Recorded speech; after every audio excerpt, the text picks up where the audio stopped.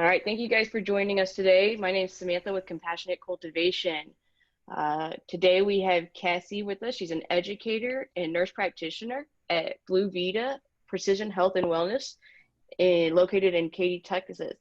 BluVida champions proactive healthcare by giving you direct access to cutting-edge medical technologies and advanced alternative and wellness programs customized for clients.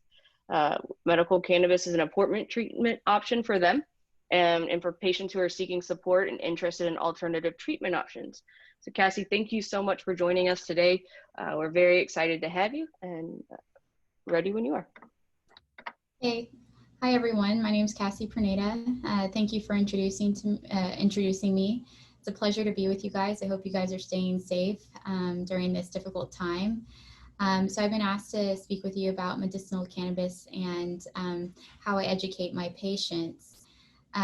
So Dr. Jalali, along with the BluVida team, we treat a number of functional medicine patients with medicinal cannabis, anywhere from AS to MS to cancer to autism, so just a number of different conditions. And when I first came across medicinal cannabis, it was very early on in my career pathway into medicine. And it was brought to my attention by a friend of mine.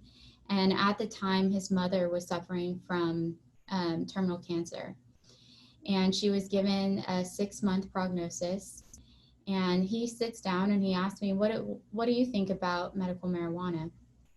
And my thought was, I didn't have much thought. You know, I had just heard about the stigma behind it, but I really didn't have much education behind that realm.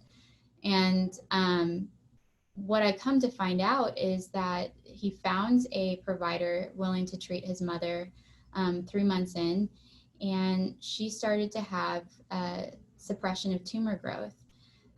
She also was able to eat. She was also able to, you know, a lot of her other conditions became suppressed. Her nausea had subsided, her pain had become more easier to deal with. And so it was at that moment, you know, I thought to myself, I was thinking opioids would be the best course of action along with antiemetics, but I was wrong. And now in my studies, I find that medical marijuana can be very profound in treating these type of conditions. And so that prognosis that was 6 months turned into 10 years. And when asking, you know, what would be the contributing factor there, he explained he thought it was medical marijuana. Now, in my medical opinion, could that have been the only factor? I can't be sure about that. There was probably other factors that helped contribute to her longevity, but I really think that it played a huge factor in helping her with her prognosis to turning to 10 years. So it's been profound and really eye-opening for me as a provider. So today I really want to talk to you about the endocannabinoid system. And I'm going to go down to a scientific level, because I think if you really take time to educate your patients and empower them with that knowledge, they can truly benefit from understanding even from a scientific level. And once you understand that, then they are given the power to make those sound decisions and what would be best for their care. So we're going to do a little bit of a deep dive into scientific level. We're going to discuss what are phytocannabinoids, what a tincture, what it means for absorption. We're going to do one case study for sake of time, and then we're going to go through one testimonial. So the endocannabinoid system is composed of 3 different factors. So your first factor would be your neurotransmitters. And your neurotransmitters, we know them from every day from norepi or epinephrine, serotonin. Those are neurotransmitters, okay? The second component would be your receptors. And then the third and the last component would be your enzymes, and those are what control the endocannabinoid levels. So I want you to really understand the terminology so you can understand how these systems can be impactful for multiple areas within our bodies. So neurotransmitters, they are the chemical messengers found here in that synaptic cleft that transmits signals from one nerve cell to another. They can also go to a muscle cell or to a gland cell. And we're going to dive into that a little bit more, but it communicates in a number of different ways to a number of different cells. You also have your receptors. Your receptors are those proteins that are found on that wall, and they receive the signal and then transduce the signal. And then lastly, you have an enzyme, and those enzymes will break and bind to those neurotransmitters and break them apart so they can no longer fit into those receptor sites. So they, in a manner of, they control the amount of communication going on. So here we have a nerve cell connecting to a muscle cell, and this is showing how the nerve attaches to the muscle cell and how it communicates. And these are where the neurotransmitters would be released to communicate to promote an action. It also can communicate with your endocrine, so those gland systems. And if you look at how much the endocrine system can really do, it can help with reproduction, immunological function. Also the nervous system. You look at the nervous system, that controls your fight and flight or your rest and digest. So if you're able to understand how many areas that this communication can go to and connect, you can really understand how this medication can be impactful to your body. So here we have a nerve cell, and here's those neurotransmitters. And you're going to see that neurotransmitters, when I want you to think of neurotransmitter, I want you to think of endocannabinoids. That is a type of neurotransmitter. Okay, so it's going to go down this bridge, and you're going to see it here through this little bridge area called the synaptic cleft. The receptor then binds to a receptor site. And when I want you to think of an endocannabinoid, I want you to think of that neurotransmitter being the key, okay? And then the receptor sites, okay, that's being the lock, okay? So when the key opens this door and this lock, it creates a different action depending on which key you use. So you can use one key that would unlock one pathway of action, and you can use another key that would unlock another pathway of action. And here you see a nerve cell or a muscle cell or a gland cell. And again, that's just that communication pathway that we're talking about. And then enzymes, we've already discussed that, but that's what kind of helps control the homeostasis and for that control to be localized within that synaptic cleft. But for sake of time, we're really going to just be diving down to receptors and to neurotransmitters. So what does our own endocannabinoid system do? Well, it controls a wide variety of processes, including anywhere from pain, memory, appetite, sleep, metabolism, reproduction, immune function. So it ensures that the cells communicate effectively, but not excessively. And I would argue that it's one of the most widespread, versatile signaling molecules known to man, because it can connect to so many different areas within our body. So the endocannabinoids, remember, those are our neurotransmitters, and those bind to the cannabinoid receptors that are found primarily in our vertebra or in our central nervous system. So you can see here CB1 and CB2. So CB1, now we're going to go into receptors. Remember, that is the lock. So once that key lands on that lock, this is where the receptor sites that we're talking about. So CB1, found primarily in your central nervous system, has a relaxing mechanism. Once CB1 is activated, it inhibits stimulating neurotransmitters, which acts as a relaxing effect and does so by restraining excess neurotransmission. So what do I mean by that? If you see here where my mouse is, there can be an excitatory neurotransmitter going on. So many of these signals coming down the synaptic cleft, and the body says, whoa, you know, I just don't think we need this much communication going on. So what it does is it kind of acts as a brake, and that braking mechanism helps to restore balance, okay? And so that's where CB1 is highly effective. CB2, where's that highly effective? That's highly effective in our peripheral tissues, and that's everywhere excluding your brain. So that's really impactful in our immune system or places like the GI tract. And when activated, this is really important, CB2 inhibits an inflammatory cytokines. And so when I say cytokines, I've always thought of an inflammatory cascade. So when you inhibit that action, you're inhibiting inflammatory response. And that can have broad clinical implications in many different disease processes. So if we have our own endocannabinoids, remember the neurotransmitters within our own body, can they become compromised? Absolutely. Things like obesity, chronic stress, chronic illnesses, or environmental toxins can have an impact there. And so it's really important that once those things become stressed, those neurotransmitters can be used up much more rapidly than had you not been stressed. But we can use things like phytocannabinoids. And phytocannabinoids are extracted through a cannabis plant.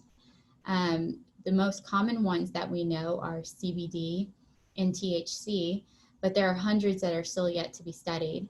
And phytocannabinoids mimic our own endocannabinoid system. Remember, the own neurotransmitters in our body. And they're synthesized the exact same way. They are also known to inhibit the breakdown of our own endocannabinoids and prolong that action, which means they promote that homeostasis with our body. And so they work hand in hand. And you can see that this THC molecule landing on that receptor site, the neurotransmitter, that's a phytocannabinoid landing on that receptor site and creating that response that we're looking for. So now that we've talked about how these cells communicate, now we're going to talk about how, if they communicate to a wide variety of areas, how CBD and THC can be very impactful in our body.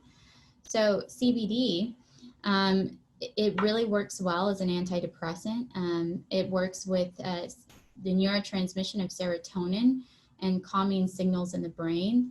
It also has an analgesic impact. It impacts TRPV1, and it helps with that desensitizing of that pain receptors. Remember, we talked about those excitatory neurotransmitters coming down. It kind of acts as a halting mechanism there. It's a great anti-inflammatory because remember, it impacts our immune system and prevents that cytokine action. THC, where it works with is it promotes cell death. And we know that if a cell can't die, we know that as cancer. So it really helps with apoptosis. It helps with muscle spasms, again, those excitatory neurotransmitters. It works as a good sleep aid or an anti-nausea. You can really see how it's impactful in our body. Now, what I want to mention is that not all medical marijuana is as efficacious, okay? So it's really important to know your pharmacy. We work very closely with Compassionate Cultivation. They are a pharmacy that prides themselves on their extraction methods, and they test for solvents and other contaminants. And it's broad spectrum, and it's US made. So US sourced. And so with that being said, they're a really reliable pharmacy that we use. It's also important to understand that not all phytocannabinoids are absorbed the same way, and some are poorly absorbed depending on the route of administration. They are lipophilic, so they have that long fatty acid chain that's sometimes difficult to absorb, especially if you ingest it through the GI tract. It goes in there, it can be broken down in our stomach. It's very aqueous in matter. And then goes through the first pass effect through the liver. So it can be further broken down in that way. And at that point, the absorption is much less than had it been delivered in a colloidal delivery. And that's where Compassionate Cultivation has really mastered that type of delivery to help improve efficacy. The other thing that I want to note is that you need to have a provider that's knowledgeable within medicinal cannabis. And because there's a number of conditions, they're not all treated the exact same way. In fact, you can give one and treat it too high, and it can actually worsen their condition. So knowing your provider and talking with them and really having a good educator and a good team that's working with you hand in hand really goes a long way with your care. So here at BluVida, how is this medication prescribed? Well, it's prescribed through a tincture. And a tincture is most often an alcoholic extract, plant material. It's usually ethanol percentage of 25 to 60%. But the main thing that it has going for them is that its tincture is very easy to take, and it's easy to absorb. So how it's absorbed is through sublingual administration. So sub meaning below, and lingual beneath the tongue. So lingual meaning tongue. So it's placed under the tongue for absorption and held there for about 40 to 60 seconds. Now, not all patients can hold it there, especially our autism patients, but we really try to explain how to make sure it stays underneath the tongue for that colloidal administration. So how does it work? Well, it diffuses through the capillaries in our oral membrane. It goes straight into our vascular system, okay? And in doing so, it avoids that first pass effect through the liver where it can be further broken down.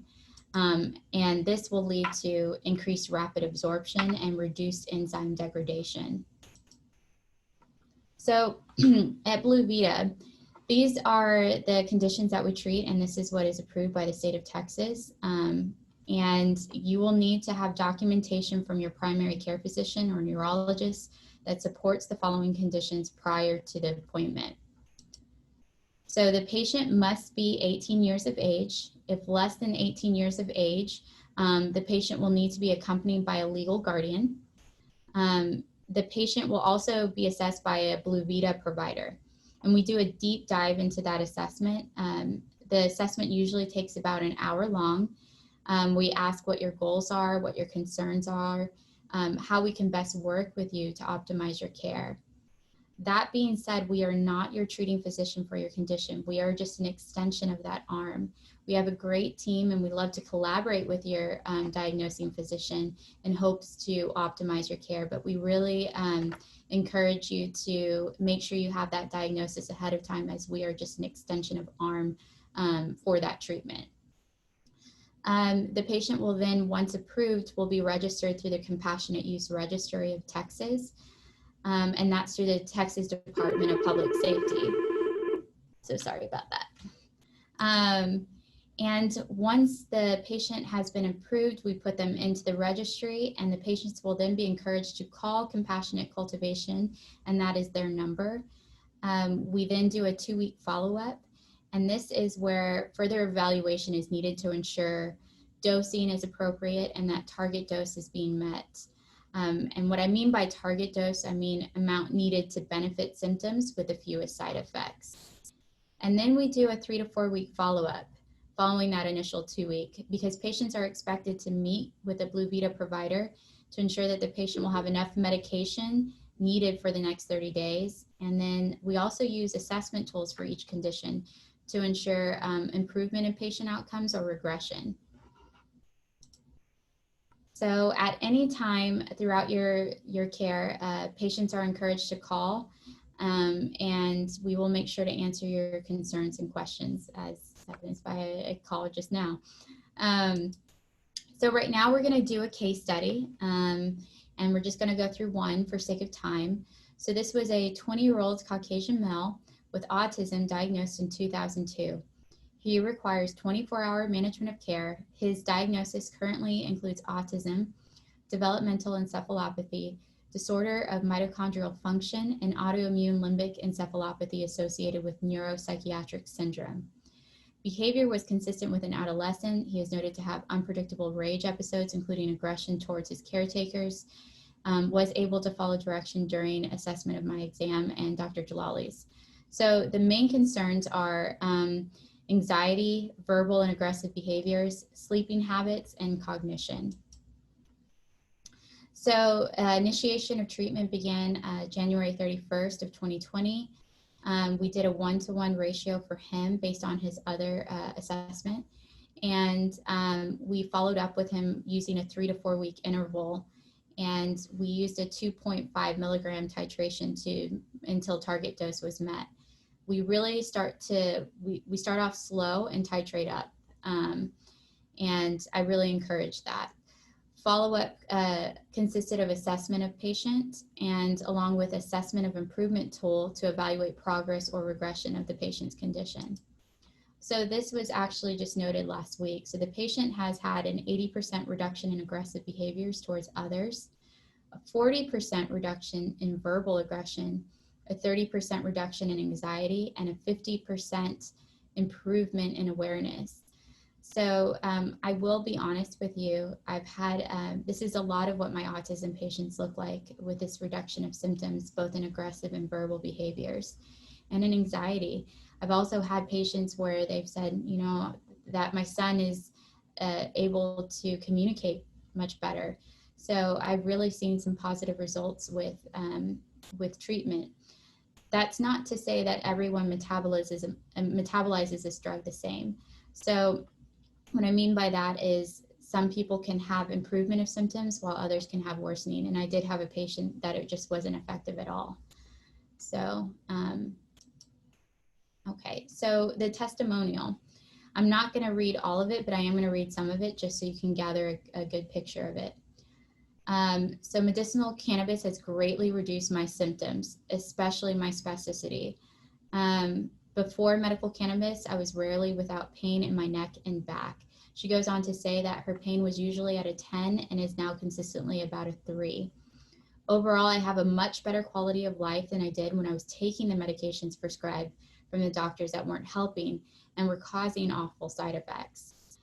My underlying disease is ankylosing spondylitis. This is what causes my extreme spasticity. Overall, medical cannabis has helped with many of my symptoms, including sleep cycle, joint pain, uveitis, migraines due to spasticity, and even more. Although my medical cannabis is not prescribed for my polycystic ovarian syndrome, it has helped this condition as well. With the use of oil and my medication from my doctor, I currently have no cyst on my ovaries.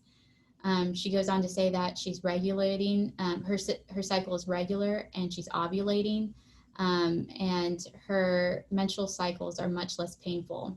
She goes on to say, as someone who would like to eventually have children, this is fantastic news for me. So overall, my experience with BluVida has been fantastic. From my first appointment, I have felt heard and important to the staff. They've worked to help me to get to the dose that works for me and helps my pain. The main thing I really enjoy about BluVida is that they are attentive and they truly care about their patients and quality of life. I've had a great experience with them and would definitely recommend them to anyone I know.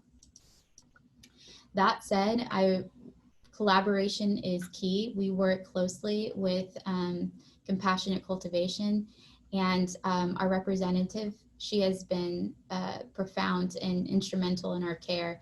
And we can call Compassionate Cultivation at any time and get our answers right then and there for our patients and for ourselves. So it's really been a good working relationship to improve our patient outcomes. And like I said, we wouldn't be able to do this without them. So they've been fantastic. So that is my presentation. This is my contact information should you need it. And I'm going to open it up to the floor for questions. Great. Thank you so much, Kassie. That was an awesome presentation. Again, this is Sam with Compassionate Cultivation. We do have a couple questions coming in from different areas. So the first one is, can a patient visit with you guys via telemedicine right now? Absolutely. In fact, we encourage patients to visit via telemedicine at first. So we do a Zoom call. I actually will have one-on-one interaction with our patients along with Dr. Jalali. We make a great team together, and we evaluate the patient and ask the appropriate questions there. We want to make sure that they feel safe and that our staff remain safe. So whatever works best for them, we're willing to do. Great. That's awesome. What is your feelings about CBD over the counter? That's a great question. So CBD over the counter, I'm seeing it pop up in multiple areas. I feel like you can get it anywhere from, I was just at a coffee shop the other day and they had CBD. So the part of that is that you don't know the manufacturer, you don't know what you're getting on the label. So CBD is made very differently in different manufacturers. In fact, they've been tested and not showed they haven't shown the same efficacy. And so you really don't know what you're getting. Again, compassionate cultivation doesn't use anything like preservatives, and they really know what's in each vial. So I would encourage you to really investigate the pharmacy that you're using to make sure that you're getting the appropriate dose and not getting some other side effects from an unknown CBD source. Great. So how long do you think it takes typically for a patient to meet their target dose? Does it vary, or what does that look like? So actually every patient is very different. And how I respond can be very different than you respond, but it usually takes a couple weeks because this type of medication has a slow metabolism rate. So what I mean by that is it takes some time in order for a target dose to be met, sometimes weeks to months. So what we do here in our team is that we start them off low and go slow. If you start them off too high, they can have adverse side effects. And what ends up happening is some of the patients end up quitting the medication before even getting started because you started them off too high, they get these side effects. And what would have rather have been an efficacious dose for them would be starting them off slow and then titrating them up. Oh, great answer. What side effect do you hear about the most from medical cannabis? So I do hear that people become a little bit tired on it, a little bit of slowed cognition. Once though, I have noticed that once they've been on it for just keeping them again on that low dose and not titrating them up, those side effects go away. And much of my patients have reported that it's not severe side effects. And so sometimes we also have to either maybe lower the dose or we try a different combination in order to meet those disease process questions. Awesome. When do you guys, following a telemedicine visit, this is following up from the same question about telemedicine, are there follow-up visits, and when does that usually happen? So yes, we do follow-up visits. We usually do it at a 2-week interval at first, and that's just because we want to make sure that they're giving a low dose with the fewest side effects. So we ask them questions and we monitor them, how they're doing. We use an assessment tool for each diagnosis, and that evaluates progression or regression. Once they've met target dose, we ask that they follow up in 3 to 4 week intervals. And that's just so we don't slow down on medication. And also what we have noticed is that when we do follow up at the 4-week interval, patients are then adding on other medications, and we want to make sure that there's nothing impacting, this medication. That's great, Cassie. Thank you. We got a couple more questions. Somebody asked, does it help with migraines? Does it help with migraines? So unfortunately, I haven't seen any studies for that. I have heard that with patients who have had other side effects from their own condition, migraines being one of them, that they have lessened. But there's not enough research or data out there to support it, and it's not supported yet in the state of Texas for that. But I have heard that it can help. Oh, great answer. How long does it take to get medication? So by the time, our physician partners place the patient into the application into the CURT system, the patient's encouraged to call Compassionate Cultivation, and they're really hands-on in explaining when they can get that. Now, I do know that Compassionate Cultivation, and Sam, interrupt me if I'm wrong, they deliver to the patient or they do it at a drop-off site, and they communicate. That's correct. As soon as the physician puts a prescription into our or into the system, the compassionate use registry, we are able to fill that prescription pretty much immediately. So whether you're able to pick up at one of our temporary dispensing locations, we have 3 throughout Houston. We have 1 in Dallas, 1 in San Antonio, and then our Austin location. Or if you're able to come to our headquarters in Austin, we also deliver statewide. So you will actually get that medication pretty quickly within that first week. Awesome. Can you see this medicine completely replacing Baclofen taken for spasticity? That's a good question. So again, everybody responds to medications differently. So what would work for you might not work for me. And I have seen a reduction in other medications when placed on this, for instance, Risperdal or Baclofen, but I wouldn't say right away that it's going to replace it. There's just not enough information out there. So I would encourage the patient to, they know their system best. In fact, they educate me a lot of how this medication can be used. So again, that's that assessment that we utilize to see if you're regressing or progressing. And if it's working for you, then you can obviously back off on the Baclofen. But if it's not, then perhaps this medication is not the right medication for you. Great. Thank you so much. And I think I got our last question. Let's see. Oh, we have a couple others. Is there one condition you have seen better results for versus others?